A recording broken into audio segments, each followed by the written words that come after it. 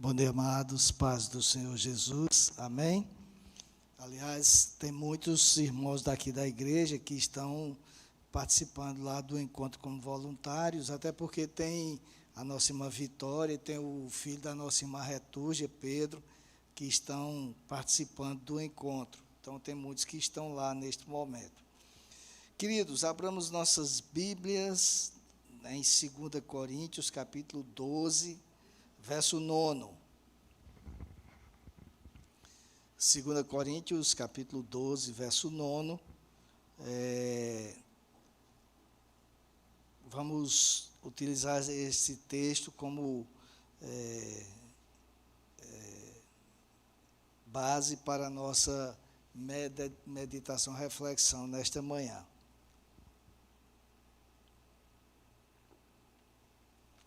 Segunda Coríntios, capítulo 12, verso 9, o texto diz o seguinte: Então ele me disse: A minha graça é o que basta para você, porque o poder se aperfeiçoa na fraqueza. De boa vontade, pois, mais me gloriarei nas fraquezas, para que sobre mim repouse o poder de Cristo. Meus amados irmãos, nós vamos, na realidade, embora tenhamos lido todo o texto, nós vamos nos prender mais à primeira parte do texto, que diz: a minha graça é o que basta para você, porque o poder se aperfeiçoa na fraqueza. Muitas vezes, como cristãos, nos deparamos com situações difíceis.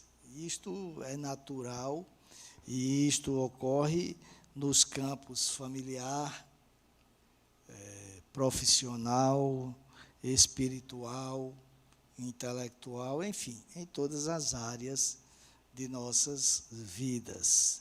E quando deparados com situações como estas, intensificamos nossas orações, buscando com urgência uma resposta de Deus. Aliás, esta deve ser a atitude de todos quantos são cristãos, buscar respostas de Deus por meio da oração.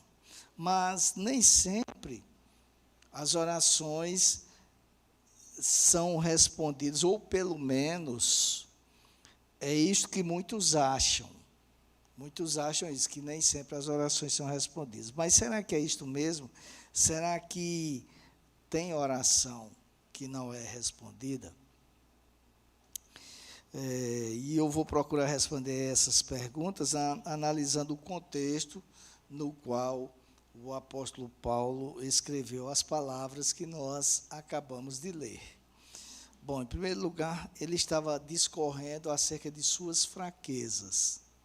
Estava discorrendo acerca de todas as fraquezas que se revelavam na vida dele. E, segundo ele, fora-lhe dado um espinho na carne. E, para livrar-se desse espinho, ele orou 3 vezes. E Deus respondeu dizendo-lhe aquilo que nós lemos no princípio: a minha graça é o que basta para você. Então, o que é que nós podemos inferir desse contexto? Quando o apóstolo se referiu, na sequência do texto, em gloriar-se nas suas fraquezas, ele quis nos mostrar que, embora tivesse vivido experiências indescritíveis no seu relacionamento com Deus, e ele faz questão de relatar essas experiências que ele vivenciou com o Senhor, mas embora ele tenha vivido essas experiências que, como eu disse, eram e são indescritíveis, não deveria ser este o paradigma a servir de modelo para as pessoas. Não deveria ser este o motivo que as pessoas devem levar em consideração para entender como seriam as nossas vidas. Muito pelo contrário. Sendo ele um ser humano, sendo ele, o apóstolo Paulo, um ser humano, cheio de falhas, pecador, e ele chegou a dizer que dos pecadores ele era o principal, ou seja, sujeito às mesmas paixões da carne que todos estão sujeitos, ele poderia vencer tais dificuldades, o que quer dizer que os demais também podem. Então, o paradigma não eram as experiências, mas as dificuldades e, sobretudo, a possibilidade que todos têm de vencê-las. E para comprovar isto, que ele não era melhor do que ninguém, ele relatou o problema que enfrentava. Como eu falei, ele chama de espinho na carne. E se nós observarmos, embora não tenhamos lido, mas o versículo 7, ele diz que esse espinho era um mensageiro de Satanás. Isso quer dizer que Satanás tinha poder sobre a vida de Paulo, do apóstolo Paulo, para impedi-lo de continuar servindo a Deus? E a resposta é muito clara, é óbvio que não era isto, de forma alguma. Neste episódio, nós podemos, inclusive, ver uma semelhança do que aconteceu com Jó. Satanás teve a permissão de Deus para agir, mas, devemos ressaltar, agir dentro de suas limitações, pois quem está no controle da situação, quem estava lá com Jó, quem estava com o apóstolo Paulo e quem está no controle das nossas vidas é Deus. Isto é claro, é Deus. E mais, sempre que Satanás, quando nós observamos na Bíblia, que sempre que Satanás obteve permissões de Deus, isso se deu não para que os propósitos do diabo prevalecessem, mas se deu para que fossem atendidos os propósitos do próprio Deus. Deus é quem sempre tem um propósito nas questões que ele permite que nós enfrentemos. E não foi diferente aqui com o apóstolo Paulo, não foi.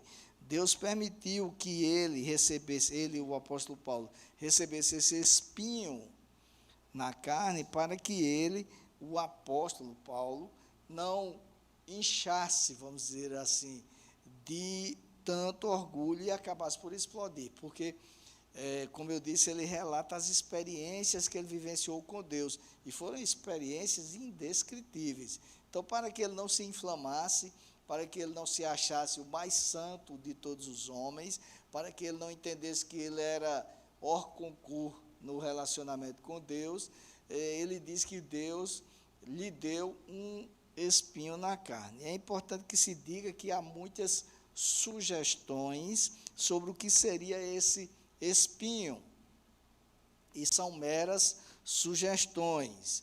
Alguns dizem que seria uma perturbação espiritual, outros que eram perseguições, ele não conseguia viver sem perseguições, outros ainda que dizem que era uma enfermidade física, e isso eles dizem baseado no fato de que o apóstolo fala que era um espinho na carne. Então, alguns pensam que se tratava de uma enfermidade que o apóstolo Paulo tinha no corpo. E há alguns que, inclusive, dizem que essa enfermidade seria um problema na visão, porque se nós olharmos a carta que o apóstolo Paulo escreveu aos Gálatas, no capítulo 4, verso 15, ele disse: eu sou testemunha que se vocês pudessem, teriam me dado seus próprios olhos. E aí alguns entendem que o apóstolo Paulo teria uma dificuldade na visão. Mas não se tem base bíblica para afirmar que tipo de espinho era este. Isso são apenas especulações que muitos fazem com base em algumas passagens da Bíblia. Então, e isto não é o mais importante na história. O mais importante é o que o apóstolo quer dizer com o fato de ele ter tido esse espinho na carne. O que é que ele fez? Ele passou a orar para que Deus o livrasse desse espinho. E observe que a oração tinha um objetivo claro, para que Deus afastasse o problema dele. Era bem clara a oração. Não era uma oração para que desse margem para outras interpretações. A oração era para que Deus afastasse aquele espinho na carne. E se olharmos por esse prisma, nós diremos que Deus não respondeu à oração do apóstolo, se olharmos por este prisma, porque ele continuou a ter que conviver com o referido espinho. Então, basicamente, se olharmos por este prisma, repito, Deus não teria respondido à oração. Mas Deus lhe disse o seguinte, se nós observarmos, e se Deus disse, o que eu vou dizer agora, acerca do pedido efetuado, é porque estava respondendo. Concordam? Se Deus disse, ele estava dando uma resposta para Deus. A minha graça, disse Deus, é o que basta para você, porque o poder se aperfeiçoa na fraqueza. Então, se nós observarmos a conjugação dos verbos que estão nesta oração aqui, na oração, falando em termos de vernáculo, não na oração que o apóstolo Paulo fez, nós vamos observar que eles estão todos no presente do indicativo, mostrando que Deus estava a derramar de sua graça constantemente na vida do apóstolo Paulo, assim como ele está a derramar sua graça constantemente nas nossas vidas, visando nos aperfeiçoar nas situações difíceis com as quais nos defrontamos.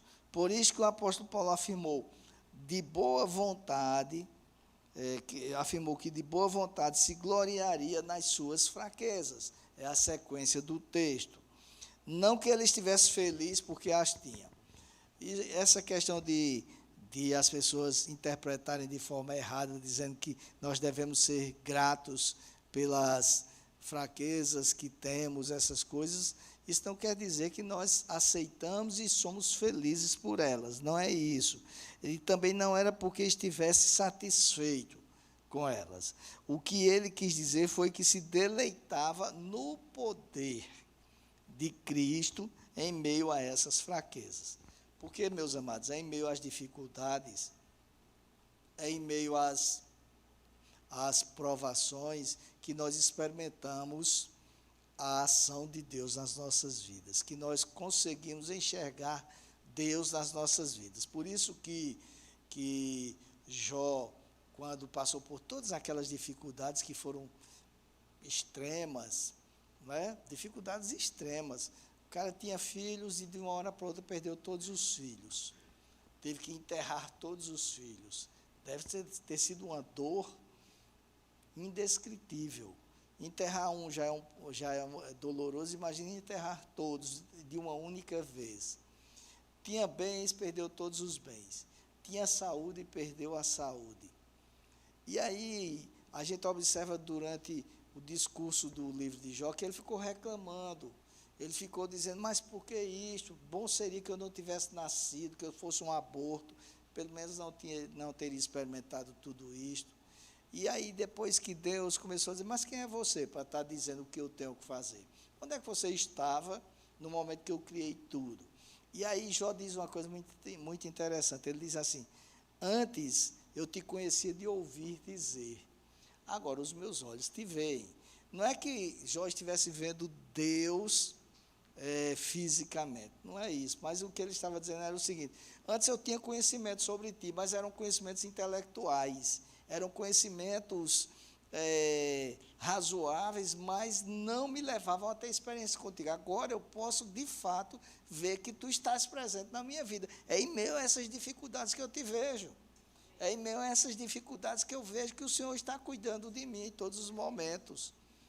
E muitas vezes nós somos assim, nós temos conhecimento de Deus, da letra, mas nós só experimentamos mesmo, muitas vezes, a presença de Deus em meio às dificuldades. Quando todos nos abandonam, quando todos nos criticam, quando todos não entendem o que estamos passando, aí a gente vê Deus presente nas nossas vidas, nos conduzindo, nos pegando pela mão e nos fazendo atravessar as dificuldades. E assim, como Jó disse aquilo, o que o apóstolo Paulo estava dizendo aqui era exatamente isso, que Deus estava presente na vida dele, ele não estava satisfeito com a situação. E isso é óbvio, nenhum de nós precisamos ficar satisfeitos com as situações adversas que enfrentamos, e não devemos ficar, mas em meio a essas fraquezas, ele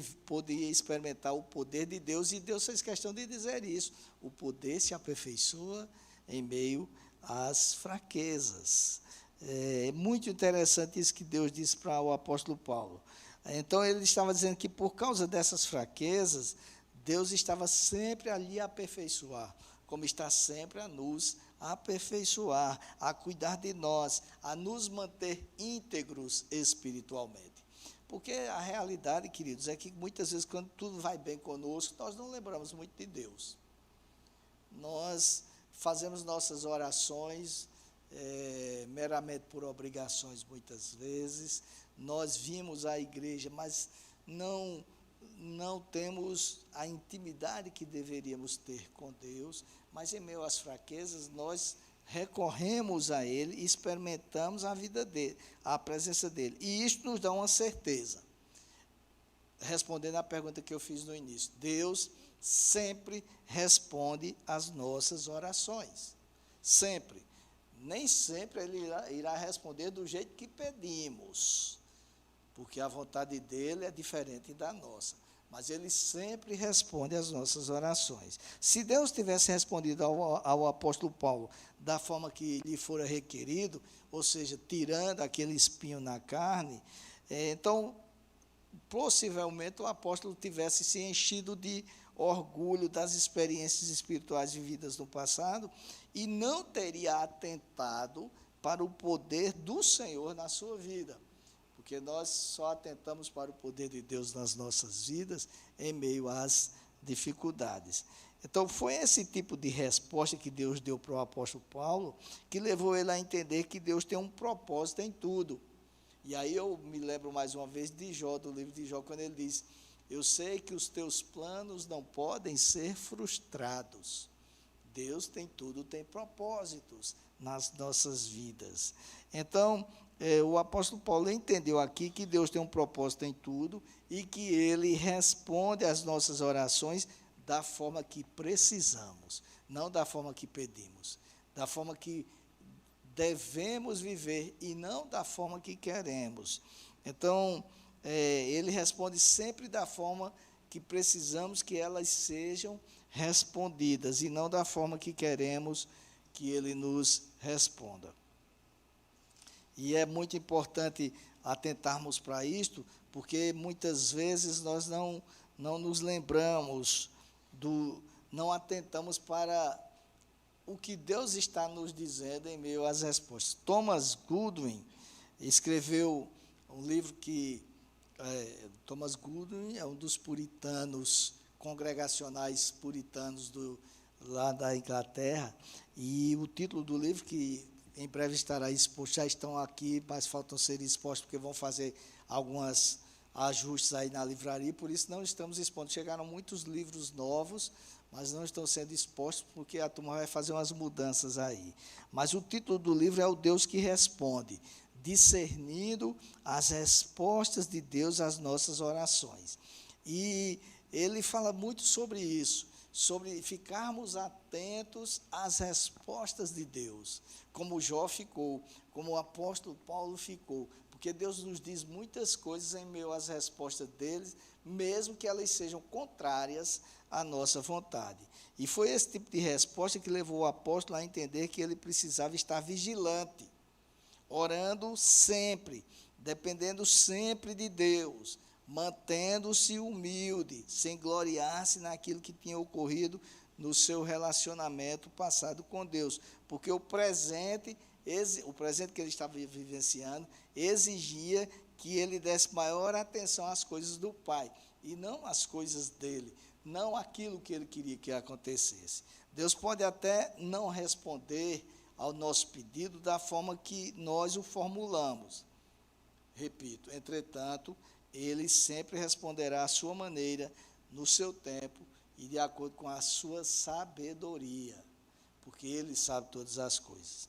E aí, me permitam fazer uma citação de Thomas Goodwin, como eu citei agora há pouco. Ele diz o seguinte: portanto, abre aspas, portanto, em cada ocasião específica, devemos humildemente confiar em Deus e no que Ele pode fazer, embora não possamos ter a plena certeza de que Ele responderá tal como pedimos, pois a promessa não é universal, mas indefinida. Isso é importante porque muitas vezes na palavra do Senhor tem escrito lá, se as minhas palavras, se vós permanecereis em mim e as minhas palavras permanecerem em vós, pedireis o que quiseres e vos será atendido. E aí nós pensamos que isto é uma promessa universal para todo mundo que pedir, de acordo com a palavra de Deus, isso vai acontecer, mas ela não é universal, ela é indefinida. Deus vai fazer com que Ele quer, da forma que Ele quer, no tempo dele, porque Ele é o soberano. Não é porque nós pedimos que Deus é obrigado a atender, porque Ele nos conhece. Ele sabe que muitas vezes um pedido que fazemos, não, se Ele nos der, não será benéfico para cada um de nós. Assim como nós que somos pais, quando as crianças nos pedem algo, nós dizemos um não, porque sabemos o que é melhor para elas. Assim Deus faz conosco. Então, a promessa, segundo Thomas Goodwin, não é universal, não quer dizer que vai acontecer com todo mundo, ela é indefinida. Vai acontecer para alguns e para outros não, de acordo com a vontade de Deus, com a soberania dele, com o conhecimento que ele tem. Isto quer dizer que nós não devemos orar? Claro que não. Nós devemos sempre orar. Isto demonstra que temos confiança em Deus, que sabemos que Ele pode fazer aquilo que pedimos. Mas as situações difíceis com as quais somos confrontados não vêm para nos fazer parar. Não quer dizer que elas surgem para que nós paremos, para que deixemos de seguir em frente, para que nos frustremos e achemos que Deus não está cuidando de nós. Não é isto, queridos, de forma alguma. Elas surgem para nos fazer mais próximos de Deus. As situações difíceis existem para que nós nos aproximemos ainda mais do Senhor, para que nos busquemos cada vez mais a aproximação com Ele. E mais, eu diria, elas surgem para nos fazer também vitoriosos, porque nós temos um Deus que não nos deixa sem respostas. Ele não nos deixa sem respostas. Agora, por óbvio, como eu acabei de dizer, as respostas serão sempre as melhores para nós. Não de acordo com o que pedimos, mas de acordo com a vontade do Senhor, que é boa, perfeita e agradável. Hoje pela manhã eu fui, não sei se alguns aqui viram, amém, amado, eu fui ministrar no programa da Vinac e eu estou desenvolvendo uma série lá baseada na oração do Pai Nosso. E estava falando justamente sobre isso. O segundo e o terceiro pedido que diz, que consta lá na oração, o primeiro é venha o teu reino e o segundo é seja feita a tua vontade, assim na terra como no céu. E muitas vezes é muito difícil pedir isto, queridos, porque nós não podemos pedir que Deus faça a vontade dele assim na terra como no céu, se nós não estivermos dispostos a experimentar esta vontade, que é boa, perfeita e agradável, mas nem sempre é de acordo com o que nós pedimos, porque Ele sabe o que cada um de nós merecemos e até onde aquilo que nós pedimos irá nos levar. E aí o exemplo maior que nós temos disso é do próprio Jesus. Jesus não apenas ensinou a vivermos de acordo com a vontade do Pai, mas quando Ele estava prestes a ir à cruz, a ser crucificado e sofrer todas aquelas injustiças que Ele sofreu, Ele disse: Pai, afasta de mim esse cálice. Ou seja, eu não gostaria de beber, de passar por esta situação tão angustiante que eu irei passar. Contudo, não seja feita a minha, mas a tua vontade. Isto é o que deve prevalecer nas nossas orações. Que Deus responde, mas responde de acordo com as nossas vontades. Por isso que alguém pode até dizer, então Deus não respondeu a oração de Cristo, que não passou dele o cálice, mas veja o que ele disse: seja feita a tua vontade. E aí tudo aconteceu de acordo com a vontade de Deus, e que é sempre a melhor para cada um de nós. Portanto, o texto que nós lemos no princípio, meus amados irmãos, nos deixa uma lição muito clara, que nós somos confrontados muitas vezes com situações complicadas. E quando eu digo muitas vezes, é um eufemismo, porque enquanto vida tivermos aqui, nós vamos enfrentar situações adversas. Faz parte desta vida. Não é como diria Charles Spurgeon, um livro muito interessante que a Vinagre publicou, que é Vencendo a Ansiedade. Na realidade, são sermões que Charles Spurgeon pregou sobre a ansiedade. E aí ele diz, olha, isso não é privilégio seu passar por dificuldades. Todos nós passamos, em algum momento na vida. E isto independe da idade.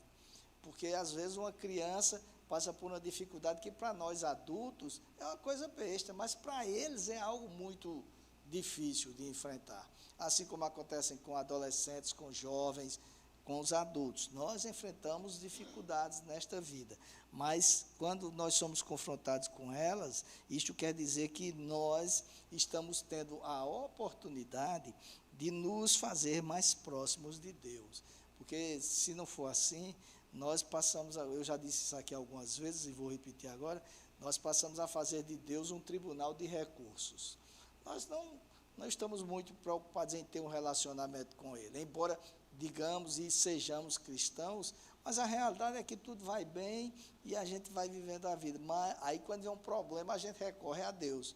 Ele passa a ser um tribunal de recursos, quando na realidade nós devemos ter relacionamento com Ele. E essas complicações muitas vezes surgem para isso. Primeiro, para nos fazer mais próximos de Deus, e depois para que nós saibamos que Ele sempre irá responder às nossas orações.